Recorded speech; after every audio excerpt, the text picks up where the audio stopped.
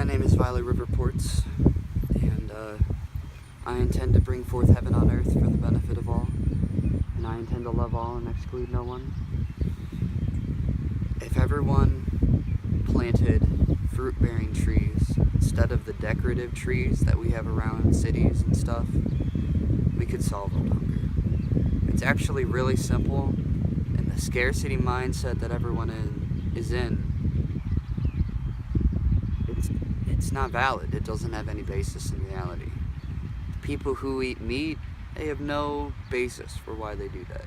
It's just indoctrination. Think of how much money we would save if we didn't have to pay for fruit. Money.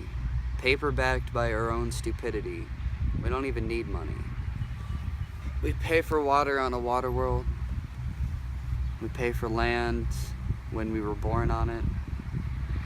I could go on and on and on, and people have gone on and on and on. But I always get to the thing where I'm talking to people about this stuff, and I'm like, you can fit every single human being into a small city and comfortably house them all. And people are like, that's impossible. 7 billion people. And I'm like, yeah, overpopulation's a myth. And they're just like so blown away by it. They're so incapable almost of thinking outside of the box, and we've been trained to see a utopia as something unachievable. That's kind of what it comes down to, and it would be achievable if everyone had the same intent. But then it's like, oh well, no, not everyone's gonna go along with that. You know what I mean? Well, why not? What's so wrong with bringing forth heaven on earth for the benefit of all? Back in the day, sailors used to put their blood over their intent all the time. Back in the day, blood was recognized as the magical, spiritual substance that it is. It was recognized as the most powerful substance in our universe, on our flat earth. And it has the ability to interface directly with our reality and with our God. And it isn't something that's evil or satanic. It's simply not a shallow act. That goes out and it comes back with information. Especially if you're of pure intent. When you don't have pure intent, when you're doing it for evil purposes, you get what we have now. Lesser magic, we're all slaves. But if you do it with a pure intent, with a selfless intent to bring forth heaven on earth for the benefit of all, and you can get into semantics with that all you want. Who's heaven? The metaphorical concept of heaven. No one's excluded. Everyone has joy, everyone has the same luxury that anyone else has. It's very simple. And when people get into semantics and the rhetoric about, oh, well, we need to eat animals and we need to eat meat and all that stuff, do your research. Like, you're fucking up right now. If you don't realize this stuff, if you don't want to open your mind and do your research and verify things and say, everything that I've learned up to this point is irrelevant. I'm a newborn baby, okay? Whatever age you are, I was 21 years old when I said that. I'm a newborn baby, everything's new, I'm going to try and figure this out all over again. That's what you need to do. And you need to look inside for answers. Some say, I was talking to a guy about inner discernment, and he's like, oh, that's kind of like your spirit guy. And I'm like, okay, I guess. But you're just really asking the voice that isn't the voice that says you're worthless. It isn't the voice that says, go, that person deserves to be punished. It isn't the voice that says, anger or jealousy or anything like that. Those, that you see in those scenarios you play in your head when you have those emotions going through your head and stuff like that, that isn't you. But, the you, if you've ever just played with a little kid, just having a bunch of toy cars and stuff like that, and we're racing them around and stuff like that. The voice in your head when you're thinking about fun things to do with someone else, or the voice in your head when you're alone in the shower and you're contemplating the universe, that voice is the voice you need to ask questions to.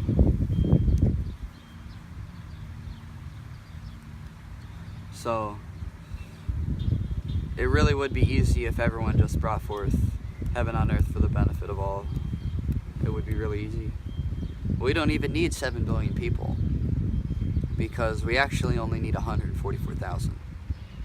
And the thing is you kind of come to a conclusion about our reality once you hear about the flat earth. For me, when I kind of realized, oh, the earth is flat, it opened my mind to spirituality, and it opened my mind to a lot of things. And it was actually a very freeing experience, because I was able to then start to accept that plants are conscious, and that all these things matter, and that my actions matter, and that it isn't all by accident. And it was a really big leap forward in the vibration that I have as a person, because now when I'm looking at people, I'm having instant thoughts of gratitude or just unconditional love, rather than having thoughts about jealousy or material things, or, you know, I bet that person's that way, she looks this way, you know, just, I have a lot more positive thoughts that just naturally run through my head. And it's really, really quite awesome. I mean, I'm a lot happier out of it. And all I had to do was spill a couple drops of my blood on a piece of paper that I wrote on that said, I intend to bring forth heaven on earth for the benefit of all. And then I uploaded a video of myself doing that whole process to YouTube. And before the internet, you would simply post it in like a town square or a public place where everyone can see it. And it's the same thing with how kings would write on papyrus their intent and what they would want to bring into the world.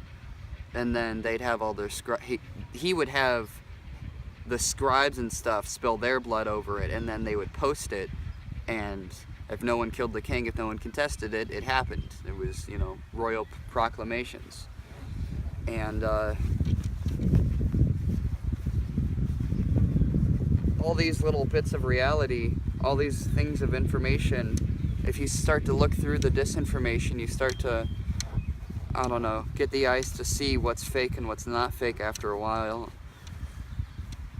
It becomes quite obvious just how much of an effect